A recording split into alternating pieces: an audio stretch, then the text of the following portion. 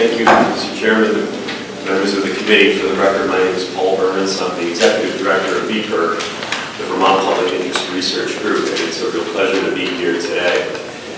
I'd like to begin by just recognizing that VPIRG has been around since 1972. We're the largest consumer environmental advocacy organization in Vermont with about 30,000 members and supporters around the state.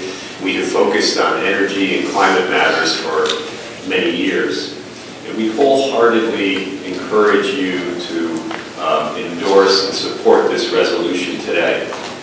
I appreciate the leadership demonstrated by Senator Campion in developing this resolution, and you, Chairman Bread, for bringing this forward in a timely manner for consideration by the committee and for receiving the testimony that you have today. The resolution is important and straightforward. It is, in fact, unequivocal about the fact that human activities have substantially altered our climate. Vermont has thus far failed to meet its statutory goal in reducing greenhouse gas emissions. And 3, it is imperative for Vermont to take steps to promote energy independence and to reduce carbon pollution. A vote for this resolution sends a signal to all that this body is not afraid of science, and indeed, that you will use science as the foundation for sound decision making.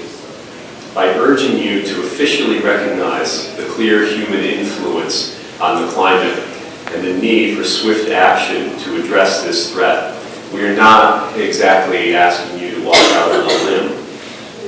You would be joining what we believe are the most qualified scientific, military, and economic minds alive today, and that is not an overstatement. And yet, this science-based resolution could not be passed in the United States Senate today. As you all know, Senator Bernie Sanders found insufficient support in the Senate when he proposed a similar resolution earlier this year. Senator Brian Schatz of Hawaii had a proposal that was, again, similar to that which you are considering today, and it was outright voted down in the U.S. Senate. Since then, the new chairman of the U.S. Senate's Environment and Public Works Committee has suggested that because it snowed in Washington this winter, that was evidence that there is no such thing as climate change.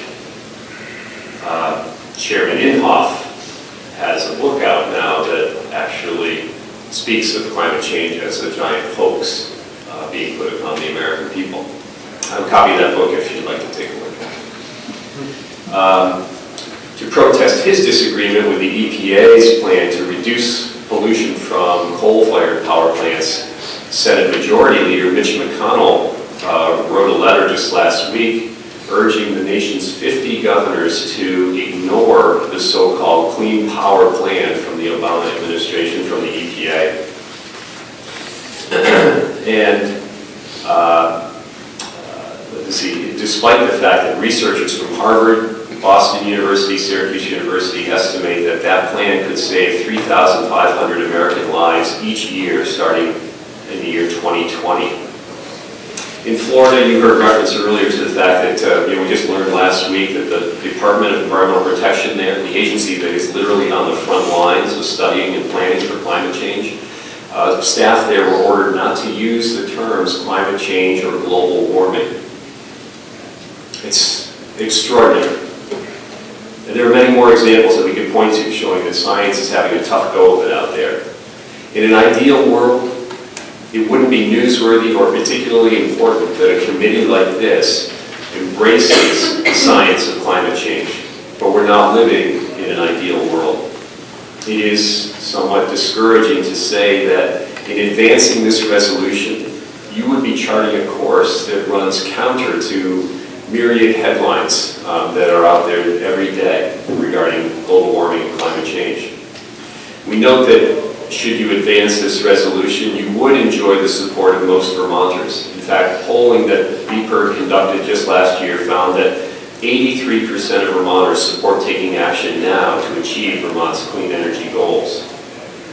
Vermonters do not believe that global warming is a hoax.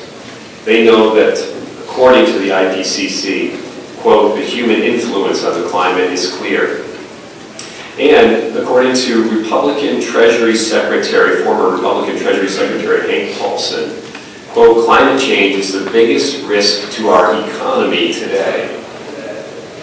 Late last night, after our testimony was actually crafted, I happened upon a couple of other news stories that kind of relate directly to this. One was regarding the fact that FEMA, the Federal Emergency Management Agency, has made a decision to approve disaster preparedness funds only for states whose governors approve hazard mitigation plans that will address climate change. In the last 5 years, FEMA has awarded $1 billion a year in grants to states and territories taking steps to mitigate the effects of climate change. So in other words, if a governor of a state denied the existence of climate change, that state would risk having no funding from FEMA for this climate mitigation planning process. That's not going to be a problem for us here in Vermont anytime soon, regardless of what happens with this resolution, but I'm just suggesting that you would be putting the state in a good position by moving forward here.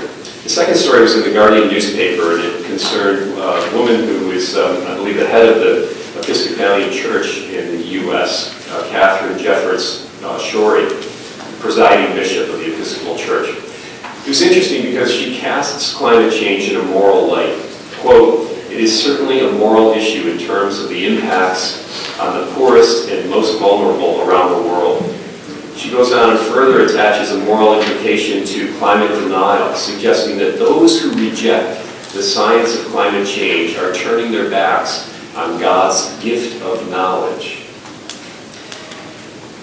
Whether you believe that to be entirely true or not, I can tell you that from my perspective, I do believe that there are moral implications to your considerations here. I'm the parent of a small child, and I believe it is absolutely essential, it is imperative for me to act, to do what I can to ensure that there will be a livable planet for him and hopefully his children and grandchildren. You've heard a lot about the science, you've heard a lot about the concerns of the military. There are economic issues involved, but it does come down to the fact that we do have a responsibility to do what we can to ensure that this planet is able to support life in the way that it does today, in the future. So your willingness to take up this matter today will put you in good company. We applaud your courage and your candor in taking this matter up. At the same time, we note that even more difficult and important work lies ahead. It will not be easy to successfully take on the biggest threat to our economy, our security, our environment, and to future generations. It won't be easy, but taking on global warming is absolutely the right thing to do. And again, we applaud you for taking up this resolution today. Thank you for the opportunity. Are there any questions from the committee? Senator Roberts. Well, I was a little surprised to hear you mix in God and science because they don't always agree. So I'm not quite sure. Well, when they do, Senator, I guess you know what to do.